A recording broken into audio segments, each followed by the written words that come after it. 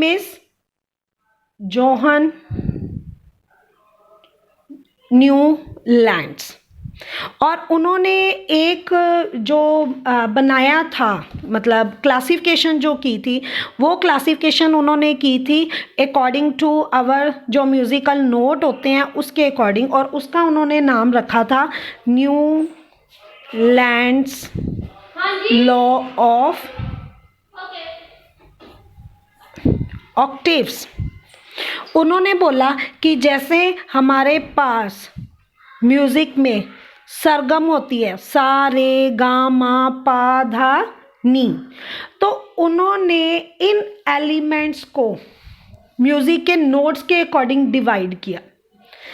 उन्होंने बोला ये हमारे पास सा है, रे है, गा है, मा है, पा, धा, नी। क्लियर है? तो इसमें इन्होंने रखा hydrogen, lithium, beryllium, boron, carbon, nitrogen, oxygen. तो उन्होंने कहा इसके बाद जो नेक्स्ट एलिमेंट होगा उसकी जो प्रॉपर्टीज़ होंगी वो किसके साथ रिजेंबल करेंगी, इस ग्रुप में आ जाएगी, यानी कि सा ग्रुप में आ जाएंगी। तब उस टाइम तक अभी नोबल गैसेस जो थी वो इन्वेंट नहीं हुई थी, नोबल गैसेस के बारे में किसी को भी पता नहीं था। तो जो फ्लोरीन है, फ्लोरीन के बाद ऑब्वियसली क्या आना चाहिए था, नोबल गैसेस। तो नोबल गैसेस तो इन्वेंटेड हुई नहीं थी। तो आफ्टर नोबल गैसेस कौन सा एलिमेंट आया? Sodium, magnesium, aluminium, silicon, phosphorus, sulphur. ठीक है। अब सल्फर के बाद क्या आ गया? क्लोरीन। फिर उसके बाद फिर से नोबल गैस है, तो नोबल गैस तो बनी नहीं थी, आर्गन आनी चाहिए थी। तो उसके बाद हमारे पास कौन सा एलिमेंट आ गया? Potassium, calcium.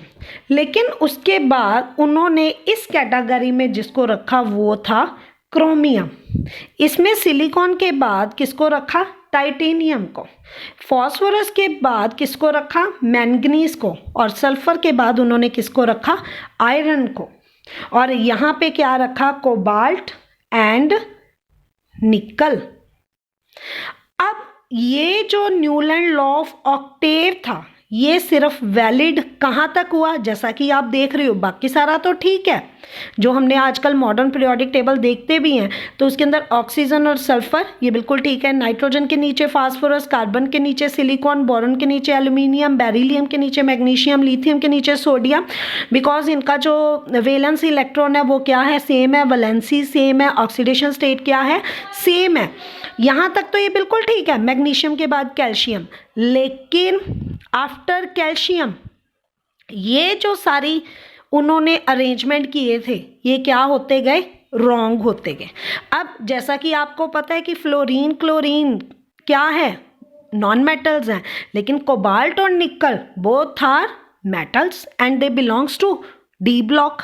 अगर ये डी ब्लॉक्स को बिलोंग कर रहे हैं, ट्रांजिशन एलिमेंट्स हैं, तो हम इन्हें नॉन मेटल में नहीं रख सकते। तो ये जो न्यूलैंड्स लॉ ऑफ ऑक्टेव था ये कहाँ तक वैलिड हुआ? टिल कैल्शियम था। तो this is very very important question है। ये क्वेश्चन बहुत बार आया हुआ है सीबीएसई में बोर्ड एग्जामिनेशन। अगर आप प्रीवियस पेपर देखोगे कि ये जो न्यूलैंड लॉ ऑफ ऑक्टेव था ये कहाँ तक वैलिड था? It is valid up to calcium. ये सिर्फ कैल्शियम तक ही वैलिड था। आफ्टर कैल्शियम इसमें क्या आने लगी? प्रॉब्लम्स आने लगी। तो एक और क्वेश्चन पूछा जाता है कि इस पूरे जो न्यूलैंड लॉ ऑफ ऑक्टेव था क्या इसमें डॉबरनेट्राइड्स का भी जो थे उसके एलिमेंट जो थे वो आ रहे थे कि नहीं? हाँ, इसमें सिर्फ एक ही ग्रुप बना जो कि डॉबरनेट्राइड्स ने दिया था। कौन सा था? Lithium, sodium, potassium. Lithium, sodium, potassium. उसके बाद उन्होंने एक और ग्रुप बनाया था कैल्शियम, स्ट्रोंशियम, बेरियम का, वो नहीं बना। फिर थर्ड था क्लोरीन, ब्रोमीन, आयोडीन, तो वो भी नहीं था क्योंकि आफ्टर क्लोरीन जो न्यूलैंड था उन्होंने कौन सा ग्रुप डाल दिया? उन्होंने डाला कोबाल्ट एंड निकल का ग्रुप, जो मेटल थी वो उन्होंने डाल दी।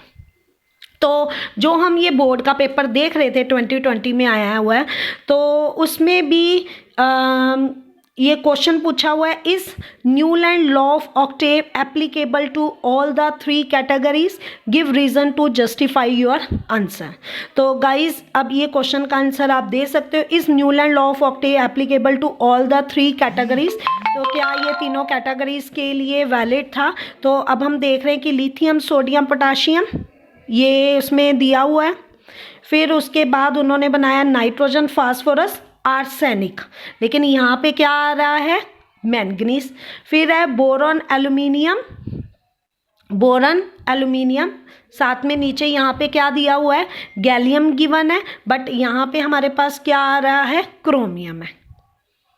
ठीक है, तो ये तीनों कैटेगरी के लिए क्या Newland law of octave applicable था? नहीं, ये सिर्फ एप्लीकेबल किस ग्रुप के लिए आ रहा है?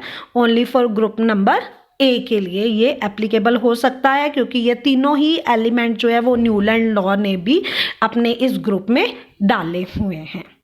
तो ये जो क्वेश्चन है ये अब आपको क्लियर हो गया होगा कि बोर्ड के एग्जाम में ये क्वेश्चन कैसे आते हैं। डायरेक्टली नहीं पूछे जाते, इनडायरेक्टली वे से पूछे जाते हैं। तो ये दोनों ही आर्टिकल जो हैं for the CBSE board exam के लिए बहुत ही इम्पॉर्टेंट है। आई होप कि मैं आपको ये जो आर्टिकल्स है ये इनको समझाने में कामयाब रही होंगी। तो if you like my channel तो please like and subscribe my channel. Thank you.